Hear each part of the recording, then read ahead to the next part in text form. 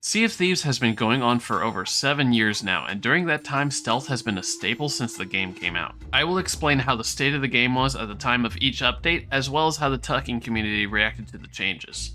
Now, there have been 45 official updates to Sea of Thieves, and I will be covering everything that relates to stealth, but skipping updates that didn't change or add anything to the playstyle. Before the game even came out, stealth was considered an option by the developers. While not a core concept, they understood that it would be utilized to some degree within the game, but no one knew just how crazy their community would get. March 20th, 2018 was launch day in Sea of Thieves. However, most players agree it wasn't ready for launch yet since we only had 3 known factions at the time, and Athena's fortune was hidden due to there not being any pirate legends yet. Each faction started with only 1 to 2 different voyage types total, and after people did these voyages, people began looking to see what else the game had to offer. These voyages suffered from few things apart from just being repetitive. They gave very little gold. A good loot haul for an hour or two was about 15 to 20 items, totaling about 10,000 gold. And they were unreliable on how far you would have to sail in order to just get to the island that they had marked. Additionally, sometimes the loot wouldn't spawn, or the skeletons that you had to kill would be stuck in the walls and immune to damage. This led to people looking for fights to hone their skills in PvP, as well for an alternate way to level up faster. All this combined together drew players into server hopping looking for active skeleton forts. These world events only occurred once every 3 hours on a server, hence why players opted into server hopping for them. Once a fort was found, fights could last up to hours on end, and it was just an absolute chaotic bloodbath. It was at this unstable and harsh playing field that helped foster and develop stealth tactics amongst the player base. Players began to implement various sneaky plays to secretly steal or swipe treasure from these fights in order to secure victory when they had no other way of winning. During this time, skeleton fort keys could be hidden without any way for them to be found, so players would either tuck them away on their own ship or clipped into rocks and geometry on the island in order to keep other crews from opening the vault beneath the fort. After about an hour, usually the crew with the key would return to the fort to reclaim the spoils. Interestingly enough, this became somewhat common practice, so players often would wait at a skeleton fort tucked and wait for them to open the vault, much like today with the Fort of Fortune or Fort of the Damned. However, PvP players had to adopt stealth tactics as well, since they often couldn't find the key due to how easy it was to hide it in the geometry. Stealth also became common practice for stealing Athena's chests whenever players became Pirate Legend. The original endgame of Sea of Thieves was to be level 50 in the 3 original factions, and then Athena 10. That was the hard cap reputation had at the time. Stealth became required for 3 reasons on stealing these coveted chests. 1. The Athena voyage was the only way to get Athena rep back in the day, and it was only accomplished after completing 8 basic voyage maps and then finally digging up the chest after an hour's worth of sailing. If players suspected a PvP ship was after their chest, they simply would not dig it up at all and never give the PvP ship the satisfaction of getting it. 2. Players who weren't good at PvP often would run to the Red Sea and sink their own ship. During this time, this was a problem because the ship eventually reached a point where players are teleported back, and the ship would sink past where the players were allowed to swim to. The loot from the ship would float up out of reach, and harpoons and grapple guns couldn't pull the loot back into bounds. Nowadays, players' loot spawns closer inland, so if someone does this tactic, the loot can still be claimed, so the practice has died off. 3. Finally, if someone was a better PvPer than you, the double gunning was unmatched back in the day. There was no quick swap delay between weapons, the Eye of Reach had perfect hipfire accuracy and did 80 damage instead of today's 70. The ability to wallbang players through walls and holes of ships had little to zero counterplay and led to extremely sweaty fights. During this time, players began looking for alternate ways to steal from other players for both fun as well as an answer to all these other problems listed. Players began sneaking onto ships and using the sleep emote to hide their body and their name tag. Sleep and other emotes only hide the name tag if the player's head and back were clipped or phased into a wall so their name tag wouldn't show. It would still show, however, if a player looked at them directly. This was the original way to emote tuck on ships and back in the day, but would later be upgraded. Players didn't know how to react to it for quite a while because it was so unknown by most of the community. The tucking community began creating their own sub-meta by hiding on ships and sneaking off with the highest value loot item on board without ever being seen instead of the usual direct combat players were growing accustomed to. This was rare in the beginning, with few adopting it since most players were still learning the basics at this time. My favorite tuck during this time was actually accidental. Since everyone was broke during this time, no one had ship cosmetic. One time, I stole another pirate's ship and left mine at the dock where his was. Then I turned around and got him to sink his own ship using my ship's cannons. Unfortunately, I don't have any footage of this because my computer at the time was a cheap laptop that ran the game at 20 FPS on the lowest graphics. The following patches didn't see any real changes the way Tuckers played, so let's fast forward a bit to September 27th, 2018 with the Forsaken Shores update. This update gave us the Devil's Roar as well as the Tuckers' new best friend, the rowboat. Rowboats were the Tuckers' dream once we got our hands on them. It was a tiny boat that was hard to be seen on. It could store an infinite amount of loot and food on, as well as keep us out of the reach of sharks. These nimble boats became the primary way Tuckers stole larger loot holes. Additionally, with the Devil's Roar came a new chest to be stolen, the Ashen Athena's chest. This was now the Tuckers' favorite target to attempt to steal, but it was also the most difficult since the Devil's Roar's earthquakes causing emotes to stop working while they were active. Next came mercenary voyages. These updates were what really brought stealth into the spotlight. These voyages were limited time events where players could earn doubloons by completing certain tasks. The most prominent example of these were the Reaper runs that forced players to raise the Reaper's mark and show themselves on the map for all to see, while having to go to pre-selected maps that were always the same for the entire update. These pre-selected locations made for great tucking opportunities since if you know someone was flying the Reaper's mark during these updates, you knew they had to visit the particular islands that were predetermined. During the Reaper's run of Wanderer's Refuge, my friends and I camped the island for hours and just stole and hid away dozens of chests during the event within the Wanda's hidden lair, and made multiple crews rage quit.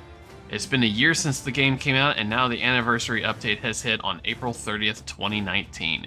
This was the biggest update we have ever received and probably will ever receive. This update gave us the arena, a new PvP faction, and alternate game mode for us to test our mettle, gave us story-driven quest with 9 new tall tales, and a completely new faction and mechanics for the Hunter's Call, which gave us fishing and cooking. This was largely considered the official launch of the game by the community standards due to it finally feeling like the game was becoming well-rounded off. During this time, Tuck players began looking for ways to outdo players in the arena without any help or crew of their own. The objective of Arena was to collect silver as points which were gained by killing other players, hitting other ships with cannonballs, or turning in the Sea Dog chest or chests. Tuck players began to scuttle their ship near the turn-in point so they wouldn't lose points as well as be harder to detect. Then they would wait for ships to bring chests to the outposts and they would steal it before they could be turned in.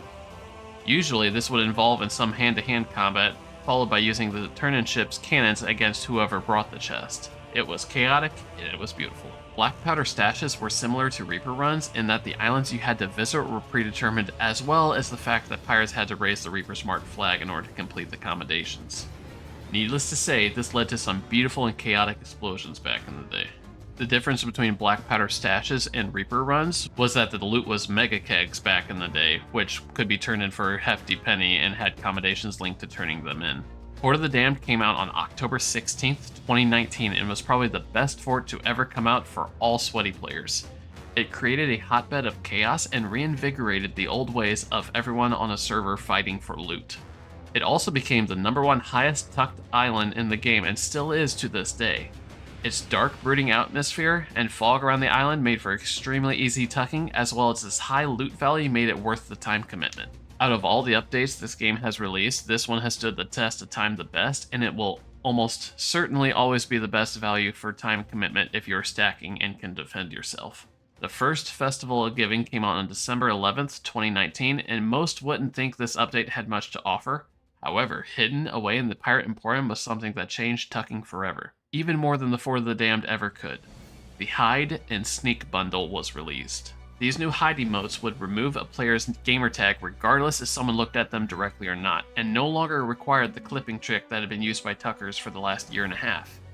While simple on paper, this completely changed the way tucking was done by adding so many different locations people could tuck that simply weren't an option before due to the name tag. This emote set came with 2 powerful emotes being the Hide and Deck Hide emotes, which helped players blend into the area around them with ease. Ships of Fortune came out on April 22nd, 2020, and the main thing that came out of this update was the emissary flags and the best faction, the Reaper's Bones. With their hideout completed, this faction had only 1 turn-in, while also being the newest company, which made for great tuck plays on the island. Their emissary flag can be seen on the map, which made it obvious that a good tuck play was in the works. It was a year later before any updates that related to stealth came out, with the next one being Season 2 coming on April 15th, 2021. This update brought the Fort of Fortune, which was an instant success with the tucking community. A new challenge for players to complete with a lot of loot on the line is always a recipe for success when it comes to true piracy within this game. Additionally, the first disguise came out with the barrel disguise emote, which would pave the way for the new mechanic years later. This emote would turn you into a barrel and hide your name tag so you could hide and play inside. The only problem with this emote was that it didn't track ship movements, so your barrel would remain upright despite the barrels around you bobbing with the waves. Season 3 came out June 22nd, 2021, and brought the beloved Pirates Life Tall Tales to the game. This was probably the most hyped update the game has ever and will ever have, with it being the crossover of Pirates of the Caribbean and Sea of Thieves. This update brought new Tall Tales, enemies, locations, and weapons to the Sea of Thieves, and Tuck players adapted quickly. The newly added Tridents of Dark Tides, or nicknamed Pixie or Disney Sticks, were a popular addition to our sandbox weapons. But the true fun came out with people leaving the ships AFK to do the tall tales. This made for easy tucking, so when they finished you could observe them and even steal loot should they have any. These next few seasons didn't add much to tucking, but they are still worth a few quick mentions. Season 4 came on September 23rd, 2021, and brought the Siren Shrines and Treasuries, which continued the tradition of tucking on AFK ships while their crew conquered challenges beneath the waves. When the crew would return, they would bring the loot on board, and the tuck player would be able to steal it however they chose. Season 5 came out on December 2nd, 2021. Its major contribution to tucking was the ability to bury treasure, so stealing and hiding an enemy's loot became much easier. Additionally, it was this time the Midnight Blaze cosmetics set came out, which required players to complete stealth-related challenges in order to complete. Season 6 released on March 10th, 2022, and brought the Sea Forts and the Legend of the Veil. Tuckers had a new beacon in the sky telling them there was free treasure to be stolen whenever the Legend of the Veil's tornado started up. Season 7 released August 4th, 2022, which introduced Captaincy and the Sovereign Tent. The Sovereign Tent, while difficult to tuck on due to its open nature, became a favorite spot for pirates to hide and steal as much loot as possible while the crew grappled their loot. Season 8 came out November 22nd, 2022, and brought Hourglass into the game. While most of the update wasn't stealthy, it did add a hidden Reaper's lair below Reaper's hideout, which enabled players to use the elevator to confuse and even trap people who were attempting to turn in at the Reaper's hideout.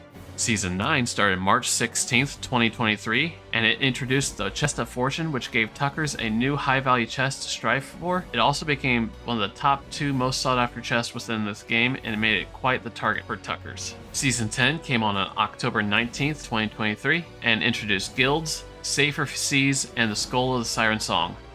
While most of these features didn't apply to Tuck players, the Skull of Siren Song has definitely been used in my scheme a number of times. With its beacon of light and icon on the map, players began to fight for this accommodation at least until they finished it. Tuck players would hide on the Turn-In Island and ambush unsuspecting players. A longer-term use Tuckers found for the Skull was its ability to spawn skeletons around you constantly, which could be utilized to cause confusion and chaos wherever the Tucker went.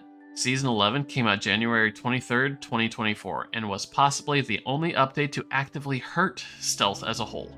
While everyone, even the Tuck players, overall greatly appreciate this update, the new voyage system it incorporated and dive mechanic that was used from Hourglass was now applied to normal voyages. This helped players get to their first island or mission quickly, but if someone was hiding on their ship, it would black screen them away from where the ship was as soon as it went beneath the waves.